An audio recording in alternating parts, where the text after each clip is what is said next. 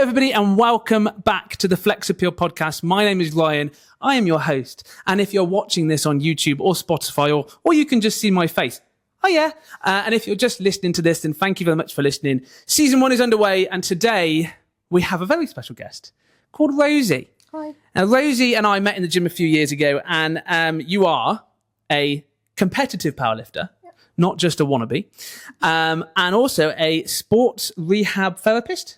Rehabilitator. Sport rehabilitator. And we're going to dive into that because I thought that was, I didn't know what that was.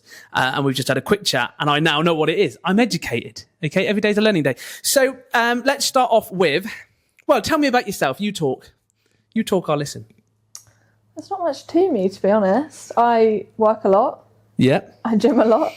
All right. Well, you are always in the gym and you're in the gym for a long time. Yes. You are that classic powerlifter of a good nap between sets, right? Not a nap, just a nice break. Yeah.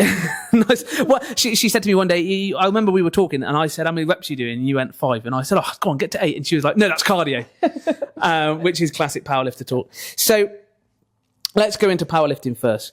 How did you get into powerlifting? That's the first question. I watched someone on Instagram. As you do. Oh, that's kind of cool. Okay. Like, she's really strong, want to do that. And then I think it was second semester of first year that I went to a different gym and I noticed, people powerlift here. And I noticed on the board, one of the PTs was a beginner powerlifter coach. Okay, that's cool. So okay. I was like, why not give it a go? why not? Yeah. And now you've never looked back. How long ago was that? So, what, 3 or 4 years ago? Yeah. Exciting. And you've done a lot of competitions since then. Yeah. You did one recently. What was it? The ST Christmas or something? What's that? Yeah. What's that mean? Not much. It's just the name of their competition. Oh, super training. Yeah. Oh, that's down the road. You did that one. Okay, cool. Because that's down the road for me. I have thought about going there every so often, but then I get a bit scared because I'm not a powerlifter. Though I would identify as a powerlifter. If I had to identify, look at that little smile. If I had to identify as a type of lifter, I would call myself a powerlifter. I would not. What defines a powerlifter? Squat, bench, dead. Yeah, it's fine. So I like strength. So, okay, because I was saying this to somebody the other day.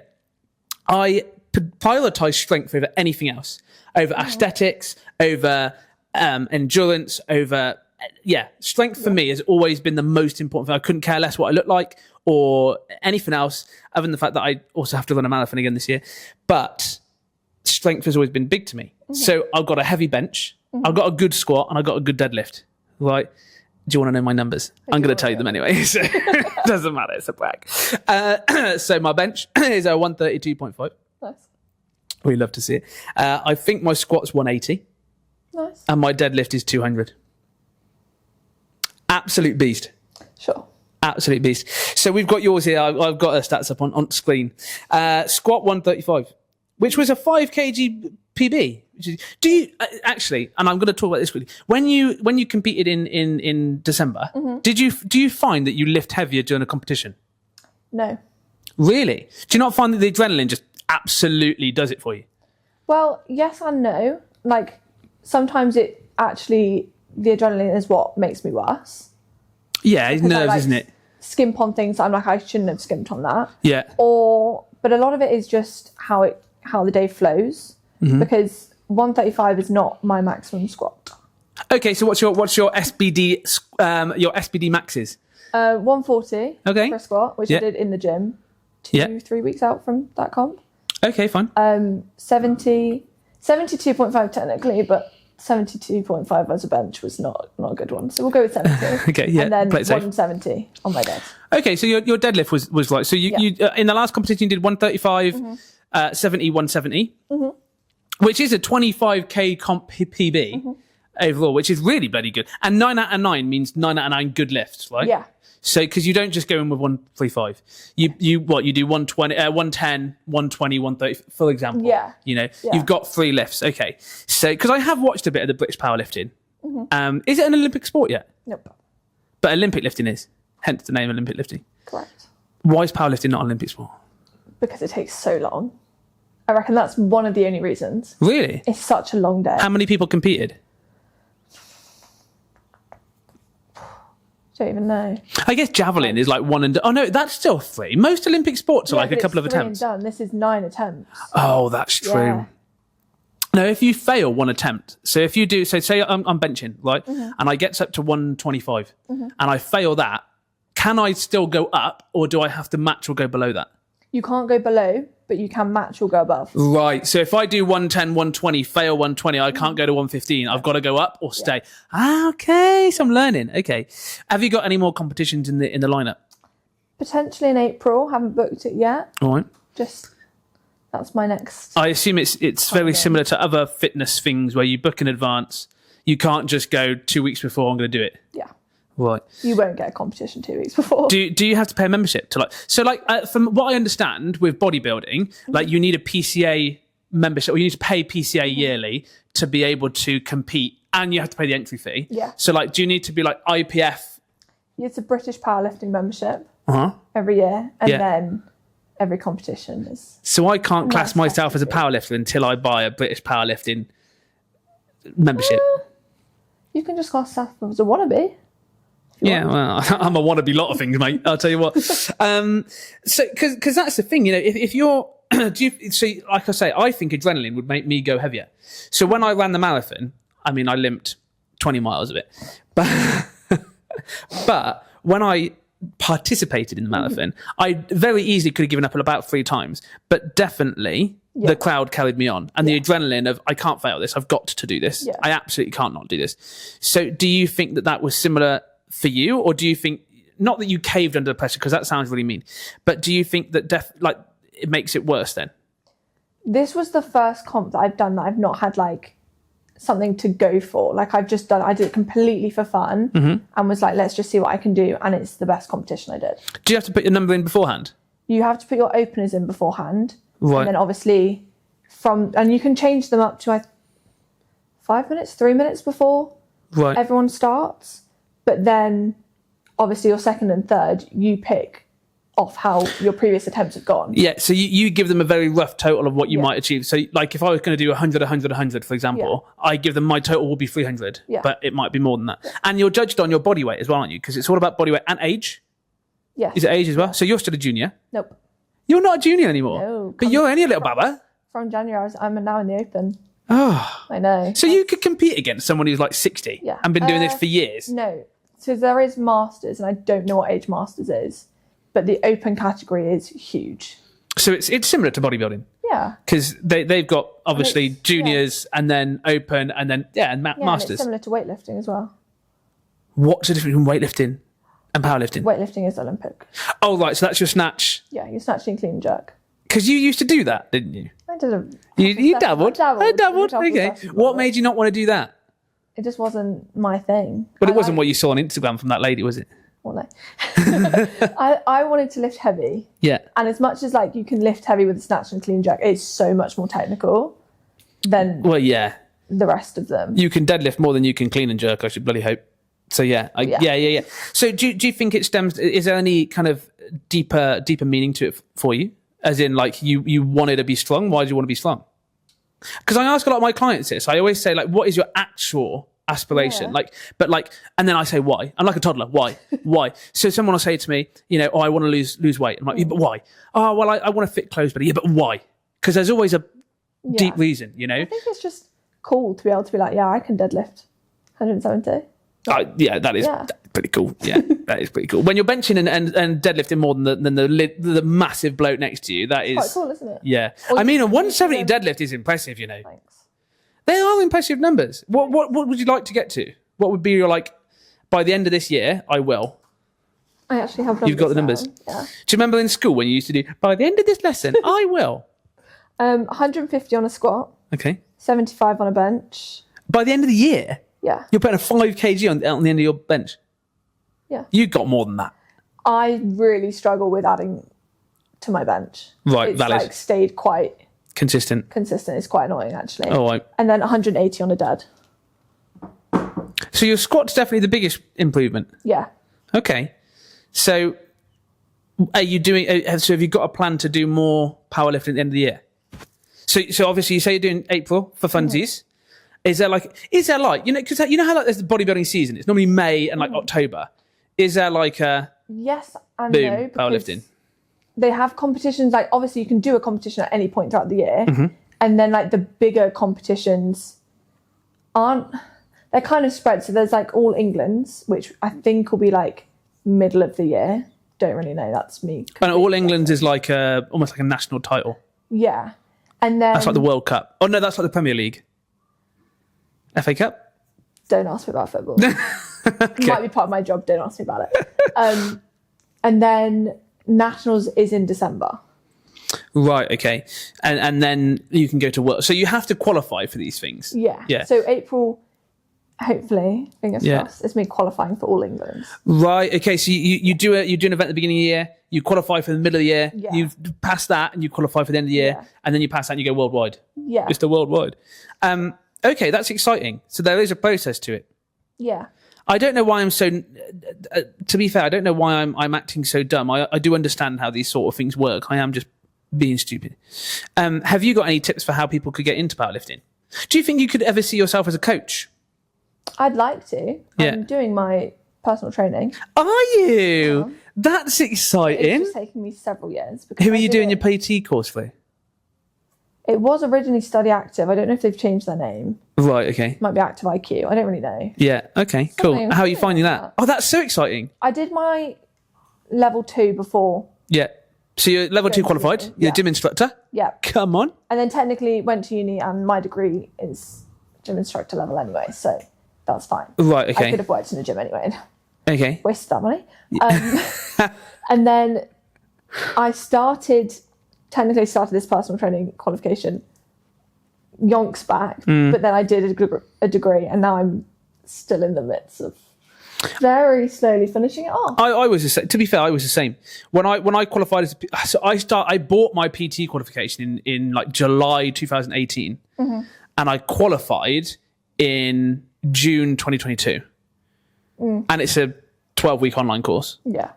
So I started it in 2018 on a whim, and I will not say what the whim was, but someday I will. It'll be an Easter egg, be an RQDX Easter egg, and I started it on a whim, and then I just never finished it. Just didn't have the motivation to. But I find that there's two camps you fall into. Either you're not fitness or you're not instructor, not qualified. You're not like instructor based. So, or what's the right word? So I didn't used to go to the gym very much. I wasn't a big fitness freak when I was younger. So, or like a big sport person at all. So when I became a PT, I needed to learn the fitness side of things. Well, as I was already an instructor, I was an Army Cadet instructor. So I had the instructor qualifications. I knew how to instruct. I knew how to give clear, precise instructions and teach people, as it were. But I didn't understand the fitness side of things. And there's always and then people on the other side where they're powerlifters, and you know exactly how to do the movements. It's then instructing on how to do it. How far are you through your level 3 PT? I've done the whole online bit. I just need to film my sit down video that I've got to film, which is what I'm currently not doing, procrastinating. And then I've got 2. Where are we right now? My God, I've got a camera right there. We get on it. I don't have my clients, so Bring him here next time. yeah, true. Here we go. Look, I'm Then helpful. I need to do my 2 exams and then my session. They're normally open book exams, though. Yeah. Mine was an open book I don't exam. know if I know it used to be. I don't know if it is anymore. I do like the fact that it was open book because I'll be totally honest with you. I know PTs who are 20-year experienced PTs who still Google things. Oh, yeah, Or still going. Why would you guess everything? Or why would you pretend? Like, why would you think everything is in your brain? I've got so much in there. I don't need more in there. Yeah, exactly. Well, there you go. So you say you're a very busy person. So you're obviously qualifying to be a PT, and you're a powerlifter. How many times a week do you train? 4. And is it a push-pull legs? What's your split? It's a Face. push-pull legs in years. Yeah. It's a squat bench, then accessories. Yeah. Day 2 is a bench deadlifts. Sorry. So you squat bench and then you bench. So you bench twice in a row. I bench all 4 days. Yeah. And that's the one that's not moving. Yeah. Okay. Maybe you need to give it some time off. Trust me. All right. And So then- squat bench, bench deadlift. And then squat bench, and then squat bench dead. That's a lot of volume. Yes and no. Like my third day, my squats, my top set is a 1. Like I'm literally doing one pause rep. Oh, right. And RP. Did you work up with RPE? Yeah, fine. All right. So you're a powerlifter, you're training to be a PT. Do you want to work in a gym then? Yes and no. Like I'd like to, but I also think I'd like to do the online route. Yeah. Okay. I kind of need some clients for that. So different ball game, mate. Being, and I was saying this I think I said this on the Christmas special with Ethan. Being an online coach versus being an in-person personal trainer are different business models. Everything is different. Being a hybrid coach, which is what I'm going over to doing, which is I have online clients who are just separate online coaching clients, and then I have hybrid clients who I see in person but also do online coaching. I'm stepping away from just doing one-to-one. Here's 45 or an hour in the gym and I'll see you next week. I'm stepping away from that. I don't like that. And I guess if you want to be a powerlifting coach, there's more to, you can't just say, oh, right, let's bench and deadlift. Oh, I'll see you next week. Yeah. So there's much more to it. Do you need a powerlifting qualification to be a powerlifting coach? Or could I just, bearing in mind I know absolutely nothing, as we've just found out, could I go, a powerlifting coach now, boys? No, I think to actually like say you're a powerlifting coach, you have to do 2 courses, 1 course, definitely. Okay. They're like 2-day courses. Yeah, but that's good because do you know what I do hate? I said this in the episode of Ellie. I absolutely hate this. On the first episode of the season 1 of the podcast, we were talking about this. And so I assume that being a powerlifting coach is like a protected title. So I couldn't. But I don't think it is. I don't think not actually protected, I think it should be. Here we go. This is what I'm trying to get to. So, as a sports rehabilitationist, that's a protected title. I can't just go around and say, I'm a sports rehab.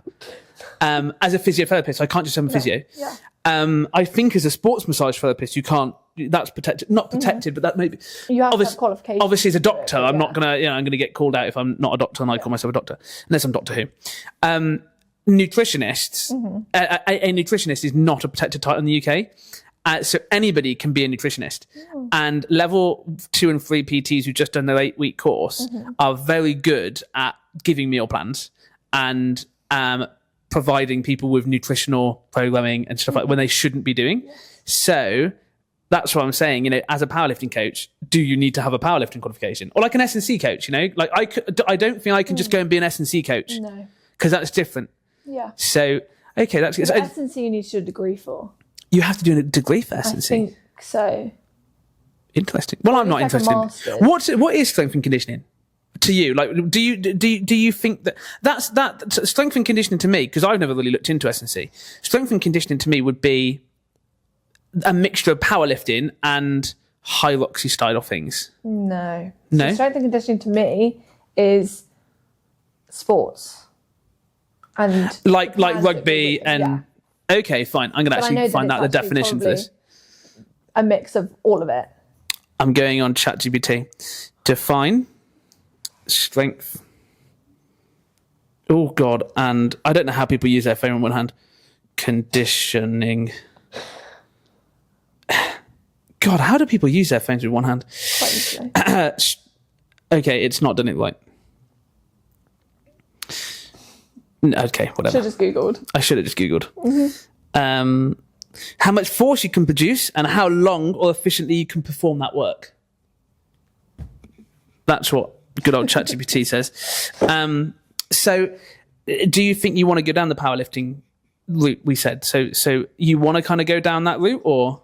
Potentially, yeah. And you'd go and do those quals and I just think there's so many people out there that it would be really hard to get clients for it. Do you know how many online coaches there are in Cheltenham? No. Do you know how many PTs there are in Cheltenham? Bearing in mind, I used to work in a gym with 15 other PTs. My coach is not from anywhere around here. Who's your coach? Do you want to shout him out? Adam Joe. Adam Joe. And how long have you been with him for? Shout out to you. Really good question. Like a year and a bit. All right, fine. Like a while. And where's he? So you're not from around here? No. Any reason why you went with him rather than a local powerlifting coach? Here's a question. He had experience, but also he's part of like the Dedicated by Design team. So he's not monitored by anyone, but he has people who can be like, oh, if this isn't working, maybe try this, or like. So it's a big team of people. He's not just a solo guy. Yeah. But like he is solo. So like he is my coach and like that. But then he's got other people around him that if he needed help, he could have help. Or like there's people in the team. I think they've got a physio on the team. Yeah. And I think they might have just got a nutritionist. So like if I wanted to, I could pay them and they'd also work with him to be like, oh, that's a really good business model. Yeah. Adam Joe, if you want to come on the podcast, mate, you come have a chat. I'm going to send him a DM. We'll do that. That's a really good business model because again, I think a lot of PTs try and go out on their own. Yeah. I'm even looking for someone to come and use this space to train their clients when I'm not here. And also potentially in the future, I'd like to build a team of people. Yeah. And in fact, I've got a friend who's trying to build a team of female online coaches. Yeah. Because it makes sense. You can then bounce off of each other. So you think that it's too much of a crowded market then? Mm-hmm. But do you not think that everything's a crowded market? Look how many gyms there are in Cheltenham though. True. For realsies. Like there's, and I'll tell you something out. But yeah, they're all within a mile of each other, mate. I worked it out, and I won't say them all on a social media post, but I worked it out. I think there's about 14 gyms or fitness spaces. Mm-hmm. And now if you include mine, and there's a studio 4 units down from mine. There's another PT studio 4 units down. Right. And there's another, I don't know if it's a PT studio or if there's another, like they sell secondhand gym equipment in the same business park. So there's 3. I know another 3 people who have got private personal training spaces in Cheltenham, 1 in Gloucester, 1 in Stroud. And so that's saturated, you know, but I mean, look at car dealerships, man. True. I think you just have to find the people who want to work with you. Also, you don't need 100 clients. Yeah. You need 20 good quality clients. I don't even necessarily want 20. Well, yeah, even then, you don't even need 20. Yeah. You know, it's about a quality over quantity thing, I think. And you can definitely do it. I mean, you're personable enough and you've got the experience as well. If you can put up those numbers and then that's your social proof as well. Yeah. You know, I can't remember if I'd asked this then. So any tips on how people get into powerlifting? You just have to start. You just got to do it. Where's that meme of Shia LaBeouf? Just do it. Okay. You never seen that? No, I don't think I have. You never seen that meme of Shia LaBeouf? No, I don't think I have. Sorry. Someone needs to be online more. I think you just have to start because if you don't start, you won't even know if you like it. That's true. Do you think it appeals to a certain demographic or do you think that anybody can be a powerlifter? Anybody can. Yeah? I think it was such a man sport at the start. Most bloody sports. Well, and now it's women. That's something again we were talking about. Yeah, I think in the I can't remember what it was. I googled it on the first episode of the podcast. Mm-hmm. That there was a woman who ran the marathon 60 years ago, 1967, I think it was, and she was like getting pulled by loads of men to get off the track. So that was only 60 years ago that marathons were literally men marathons. So yeah, I think the world is changing, which is a nice thing. But would you suggest that if you want to be a powerlifter, you need a coach? No, but if you're just starting out, I would recommend a coach. I think that's the same in most gym aspects, to be honest with you. I think you can never not benefit from having someone in your corner who is qualified, competent, and understands what you need. Yeah. Whether it be as a PT, as a nutritionist, as a business mentor, as anything, you know. I think that's always good to have in your corner. So moving from powerlifting to what you do as a day. So like we say, so you're becoming a PT, you're a powerlifter. What else have we got going on in Rosie's life? A lot of things, apparently. Sports rehab. Sports rehab. And that is not a physio. Correct. Found that out earlier. So talk me through that. So what happened with that? What made you want to do that? Because you did that at university. Yeah. 3 years of your life. 3 whole years of my life. God, that is a long time. No, honestly.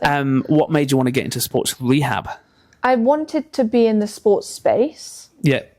I didn't want to be a physio, quite literally the reason I didn't want to walk old people up and down stairs. That was my reasoning behind it back then. And I was like, you know what? Yeah. Fairs. I didn't want to work in a hospital. No, not me. So it was between sports rehab and sports therapy. They were kind of the only routes I was going down. And they're different. But minorly different. Okay. So for me, I went with rehab because there were more placement hours than sports therapy had. Right. Okay, fine. That was So it. you got more hands-on stuff. Yeah. Yeah, fine. So what do you do now with your sports rehab degree? I am lead women's football rehabilitator. Yeah. And I work with Winscombe Rugby, men's and women's. Where are you the lead football? Sorry, say that again. You're the lead. Lead women's football sport rehabilitator. Where's that at? Hartbury. At Hartbury. Yeah. Wow, that's quite cool. That's quite a title. So you work with all of the women football people who and what kind of do you see on a day-to-day basis? Are we talking knees the wrong way round, shin snapped? No. No. That's actually... ACLs? I've done one ACL repair. Do you want to have my MCL? Sure. Actually, you can therapies me. You can rehab me. Right, so I went for a run on Saturday because, I'm running a marathon. And after the run, right in here, which I do think is my MCL. Under your kneecap? Yeah. To the side of your knee? And under the knee and to the side of it, to the left of it. Like right there. Okay. Hurt. And it still hurts a bit now. I mean, I was limping. It was actually on Sunday when I was coming to work, I actually had to stop and take a breath. Have you gone to see anyone for this? No, it happened 2 days ago. And it's all right now. I can give it a good wag. Like a wiggle. But it hurt a little bit. So diagnose me. Rehab me. I'll just diagnose you like that. There's so many things that could be. And so many different reasons. I thought it was my MCL. Because it feels like. I've never hurt my knee like that, so I don't know. Look up a picture of where your MCL is. It's here. Look up a picture of where your MCL is. Is it the other side? No, it is that side, but it's more like here. Oh, right, so it's more down here. Yeah. Well, it's a ligament, isn't it? So Yeah. that makes sense. So what could it be if it's next to my kneecap? It could be, I'm testing you now. It could be meniscus. It could be cartilage. It could be just your knee structure as a whole. This is great. Free It could be rehab your session. quads. Yeah. It could be coming from your hip. It could be coming from your ankle. So, fun fact, when I ran the marathon, I pulled my adductor Yeah. and it was bad. Yeah. Couldn't lift my leg off the floor. Like, that far off the floor was about as far as I went. And I had to step out twice to go to the physios who were like, can you bring your leg over like this? And I was like, yeah. And then they were like, can you do the other one? I was like, no. So I thought that I'd hurt that side, so I'm compensating this side. And Potentially. admittedly, I've not done very many runs since the marathon too. Yeah. What was the run you went on the other day? Just 8K. Really just easy. 8K, It was 8K. It's like 7-minute pace. It was really quite easy. I mean, the first couple of kilometers are horrible because I've got really bad tibialis anterior pain all the time. Like whenever I run. Shin splints. Yeah, but it's on the outside of my shin. Can somebody shin splints? Well, I get bad shin splints for the first. Sorry, I'm boring you. So, yeah. I get really bad shin splints for the first 2K, and then I'm fine. So Have you thought about doing rehab on them? probably yes, I do. I do rehab on them. What do you do? Tibialis raises, calf raises, good amount of stretching. So no, you don't. Cool. Well, we can. You can give me a rehab plan. So, what do you do on a day-to-day then? Well, that really quite varies. So, as the women's lead rehabilitator, Yeah. do you just It's a lot fix people? Yeah, basically. It's a lot of going to their games on a Wednesday. Yeah. So being pitch side. And Are then, you the person that when someone like hurts themselves on the pitch, you run in with your little bag? yeah, Oh, cool! What a dream job. it's actually not. It's not. And then a lot of appointments throughout the week. Fine. So that people will come to you and go, "Hey, that hurt." Yeah. Yeah. So I can book an appointment with you. Can I actually book an appointment with you? Is that a Not thing that at- you do? Not at work. No, not at work, but like you could practice solo. I could Yeah. say to you, hey, next time you are in the area, can you come and fix my knee? Yeah. Sick. We'll get that booked in the calendar. Why? So you picked rehab because you didn't want to work in a hospital, basically. Mm-hmm. So what is the overarching plan? And I asked you this before the podcast, but before we started filming. Mm-hmm. What is the overarching plan with life? You're only young, Yeah. so you got your whole life ahead of you. Yeah. Where do you want to get to? So originally it was I wanted to be a powerlifter with the rehab on the side. Mm-hmm. So people who were previously injured or... Because typically the coaches don't have rehab knowledge. And like, yeah. you can injure yourself quite easily in powerlifting. Yeah, well, it's And heavy. I feel like putting them together would have been quite a good niche So Yeah. people who are scared, like more worried about injuring themselves, previously injured themselves, or like, you know, anything in that kind of term. Yeah. And now I don't really have an idea of what I want to do. I think I'm just going with the flow a bit. I think that's pretty normal, though. I mean, I only really figured out what I want to do about 3 years ago. And even then, it's been a bit of a sticky one. Well, yeah. So and I'm 27 now, so I only really figured out what I wanted to do about 24, 25. Yeah. So that's pretty valid. So if everything went really well in like 5 years' time, where do you think you would be? Do you think you'd be a powerlifting coach, maybe focusing? Because I do think that maybe a lot of people forget that like sports massage and rehab. And so we were talking about, again, I was talking about this in episode 1 with Ellie. It's really interesting that people train really hard because you see that on the Instagram. Yeah. So everybody sees the heavy numbers. They all see you in comp doing madnesses. Yeah. But they don't see the boring 1 rep pause squats. Well, you film everything. Actually. You film everything. But like a lot of athletes, you know, they don't film their zone 2 easy runs because it's boring. Well, they don't film their rehab and their stretching routines and stuff. So I think that that's probably, you're saying that it's, you know, it's a really saturated market. I think that actually being a rehabilitationist in the sports world or in the fitness world, make it. I think so. Why would you not? Because people need it. Yeah.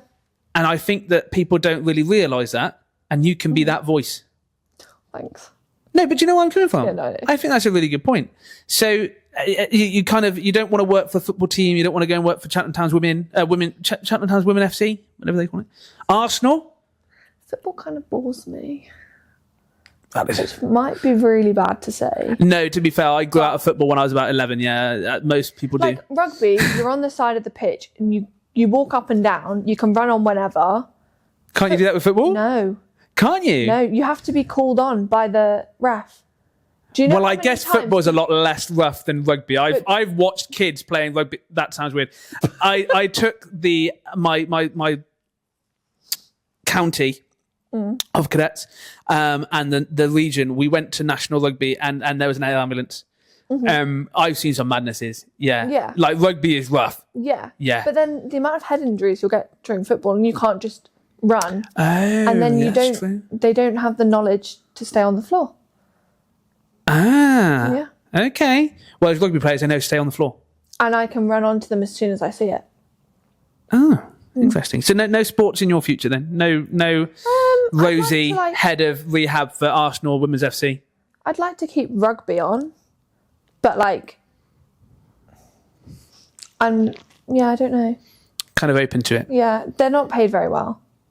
Yeah, okay, valid. So, and we all know money is the key to all happiness. Yeah, obviously. Yeah, fine. So have you got any tips for people getting into rehab or physio or into? Because I guess is it an overarching degree field like sports something? So sports science? No, that's different. That's different. So it is literally, my degree was sports rehab, right? And that is it. Right. Okay. Any advice into getting people into that? And don't just say, just do it. Go for a taster day somewhere. Yeah. Like shadow someone, because it's quite a niche thing to do, and spend 3 years of your life doing it and then realising you don't want to do it. Yeah. Try it out first. Because you went to Hartbury, right? Yeah. And that is one of the best sports unis in the UK. Sure. I thought it was. I thought it genuinely. I'm not being... Okay, maybe you can't... It is genuinely known for being a really good... Yeah, equine and animal stuff. Yeah, it's known for being one of the best. Women's rugby, I would put it quite high. Okay, fine. Do you know any famous women's rugby players who might want to come on the podcast? No. Oh, damn. Next time. And as a whole, what is your mindset when it comes to fitness?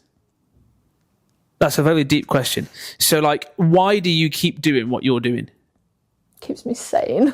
I think a lot of people say that, though. Crazy otherwise. I couldn't take 2 weeks off the gym. I think I'd have a mentee B. Oh, yeah. I go away on holiday and I'm like, get me back in the gym. Do you not book a hotel with a specific gym? No. I've done that many a times. In fact, when I go to Egypt, I made sure I had a good gym. And I'm like, it's an all-inclusive. I'm going to be drinking and eating as much as physically possible. No, because I go with my mum and like my family, and they're not into the gym as much. So we do like Airbnbs. Well, that's your first client. Your family. Be like, look, do you want to powerlift with Rosie? Sure. No, typically we don't stay in like hotels, we stay in Airbnb. So like That's pretty finding also, a gym is quite difficult. I went on holiday once with my best friend and it was coming up to comp and I was like, okay, I'm gonna have to go to the gym. And like I've been on holidays with friends where like we've literally taken gym equipment, but it's so heavy to carry like in your 23 kg and my bag. squat shoes, like it's crazy. It's actually imagine your hand luggage gets checked and there's nothing in there other than your squat shoes, like your knee sleeves and your FBD belt. No, literally, we went with just hand luggage and it did have, we all had a pair of shoes, a belt. Where was that to? Sleeves, Bulgaria. Oh yeah, but Bulgaria is a good place to lift. Yeah. Like when I went to Hungary, it was great. Out there. How many? Cool gyms. Oh, cool gyms. Okay, fine. I thought you said 4 gyms. I was like, that's a lot of gyms. It was 2. I guess that's all the questions I've really got for you, to be honest with you. I think that, do you think that sports rehab is not quite a niche thing to do then? A lot of people do physio, they don't do rehab. Yeah. Or if they do rehab or therapy, they then do a master's in physio because physio opens more doors. Any thoughts on doing a master's degree? I did think about it. It means another year of not having to get a job. I already have a job and then I'd have to leave my job to do it. Yeah, I guess. And learn, and it's actually 2 years. A 2-year master's? I think it's a 2 years. I think realistically, if I wanted that's to an do integrated it well, master's, isn't it? Because the PhD, I thought a PhD was a master's plus the PhD. So that's why it's 2 years. I don't know. I didn't go to university. So, I think if I wanted to do it well, I'd have to split. I'd have to do it for a year and actually drive myself crazy, probably, or split it into 2. So you're a powerlifter. Mm-hmm. You're a sports therapist. No. So a sports rehabilitationer. Yeah. Rehabilitationer. Rehabilitator. For 2 things. Yeah. Football and the rugby. Yeah. And then you'll also try to be a PT. Yeah. Anything else going on in Rosie's world? I swim teach. Bloody hell. You ever thought about doing a triathlon? I can't run. I thought this was... You ran a half marathon? Yeah, exactly. Point proven. Mid-comp prep? Yeah, and it killed me off. It was great crap. What was your half marathon time? Like 2 hours 55. That's not bad. Bear in mind, I'd done like no runs before. Yeah, I remember doing a run and I felt like we could walk. Yeah. Okay, so no triathlons. Potentially in the future. Extreme sports. Okay, potentially in the future. So you swim teach kids, adults, athletes? I don't do it as much now. I used to do it more, and then I now do it very casually. But does it kind of make sense to put that into a rehab thing anyway? No? What, swimming? Yeah, because swimming's good rehab. Yeah. Anything else that you do? I invigilate exams. Yeah, well, that's boring. Nobody wants to be an invigilator. Really boring. Sorry, guys. Yeah, that's kind of it. That's it. Just 5 things. Yeah. Do you have any ever spare time? No. To be fair, my jobs are part-time, unfortunately. Well, yeah, you couldn't have 5 full-time jobs, could you? But I would like at least 1 full-time job would be great. But okay, fine. And you'd want that to be in the personal training space, or because you could work in a gym and be a powerlifting coach in a gym, like Super Training Gym. Yeah, but they're so expensive to be. Trust me, I rent this place. It's very expensive. Yeah. And then everyone's like, "Oh, go and work for like these commercial gyms," and I'm like, I can't afford their rent. Yeah, but you get paid to work there. That pays the rent. But the pay is minimum wage. Yeah, but it pays the rent. So it doesn't pay the rent. It pays the rent for the gym. It doesn't pay your house rent or anything else. Well, exactly. Listen, I reckon you get clients really easily. I've got good faith in you. Thanks. And that's all that matters. As long as I've got faith in you, it's fine. Sure. Yeah, I do. Oh, well, the last question is obviously about rehab, and I've been asking everybody this because it's just a constant topic now ever since the Christmas special. What do you think about high rocks? I think it's cool. I think it's challenging. Would you ever do a high rocks? Yes. You would? Have you done a high rocks yet? No. What kind of high rocks would you do? You would do a solo, mixed doubles, women solos, women doubles? Any. You would? Probably wouldn't start with a solo. I don't think I could ever do a solo high rocks race. Start I think with the I'd doubles, cry. but I don't know which one. With solo, women's doubles, you do the women's weights. Funny enough. But mixed doubles, you do the male weights, which I think is a bit bollocks. I think that they should meet in between. Yeah. Yeah. But I also think, why do we have women's and men's weights? Oh, I agree. Yeah. These high rocks athletes who are doing madnesses are way fitter, stronger, and in every way, shape, or form better than me. Yeah. So, just saying. So you're going to enter high rocks this year? No. No? No. Mid-comp? No. Mid-comp prep? No. Just hit a little max bench and then go and do a bloody 1K ski erg? No, not your kind of thing. No. Yeah, I'd have to know that I was out of comp season and like didn't have one planned. So probably not this year. But you're not, are you in competition prep now then? Technically no, but as soon as I book my next comp, I will be. Oh, right. So if you book, when you book April, Yeah. boom. How long do you think it takes you to get ready for a powerlifting comp? I think my prep blocks are normally 8 weeks. So that's not that bad, because I mean, you've got to look at bodybuilding, that's like 26 Well, week I prep. know that I could not do that. But then I guess you're gaining and then you're shredding and then you're, it's Doing horrible. a lot. You don't like cardio, do you? It's not your favourite thing to do. Anything more than 8 reps, cardio. Actually, anything more than 3, and I'm like, yeah, I guess. Can't do anymore. Heart rate is too high. Amazing. Well, I think that's everything I wanted to ask you. I think it's interesting to get people's different perspectives. Now, you're a powerlifter, you hate... have you ever trained like a bodybuilder? Yeah, at the start. Done like the at whole the very- hypertrophy, looking At the very ripped. start of my gym, like, Life. era, I guess, yeah, I would have done more bodybuilding stuff just because that's what's all over the internet. What do you think's more popular? What do you think's more impressive, powerlifting or bodylifting? Powerlifting or bodybuilding? I think they're impressive in their own ways. I think they require Great answer. different sets of discipline. Absolutely. Great. I like that. Have you ever heard of power building? No. You never heard of being a power builder? No. I'd love to be a power builder. It's powerlifting, but also looking like a bodybuilder and like having that athletic. But I think especially when you're like more of a pro bodybuilder, you do look like that anyway. What about strongman or strongwoman? You ever thought about doing that? Like Eddie Hall kind of vibes? No. I feel like you have to be genetically built different for strongman or strongwoman. I just think it's not something I'd ever do. Yeah. Like it's just a bit bizarre. It is a bit bizarre when some of the things that they do in Why strongman are we lifting is... logs? You've got to ask yourself, who's going to carry the boats? That's what you've got to ask. And the logs. Who's going to carry the boats and the logs? Well, that's fantastic. I like to get lots of people different perspectives, natural health, bodybuilding, business, everything, And when you're a successful powerlifting coach and rehabilitator, we'll get you back on as a business owner. In about 3 years, maybe 5, depending on how long you take to finish your PT. How long have you got left on your PT qualification? Like how long? Like is there a deadline? Because there was a 4-year deadline to finish mine. There was a deadline, and it was last December. And then so actually the deadline was like last October. Then I pushed it to December. I've pushed it again to March. You best crack on, mate. It's nearly the end of January. I told myself that March is it, and if I haven't done it, I'm not going to do it. Yeah, which is a waste of money. But at the same time, I spent it so long ago that I'm like... Girl math, it was free. Exactly. It's free right now. It's fine. All right. Well, awesome. Well, thank you for coming on. I appreciate you coming on. Thank you for watching the podcast as well or listening to it. I hope maybe you gain some insight. Maybe if you want to become a powerlifter and you specifically want a really new coach. No. Really new, never done it before. I think that, like Rosie said, you can get into it. Anybody can get into it. Potentially hire a coach at the beginning, and just, I guess, make sure you're safe. Yeah. If nothing else, hire a coach to make sure you're safe. Yeah.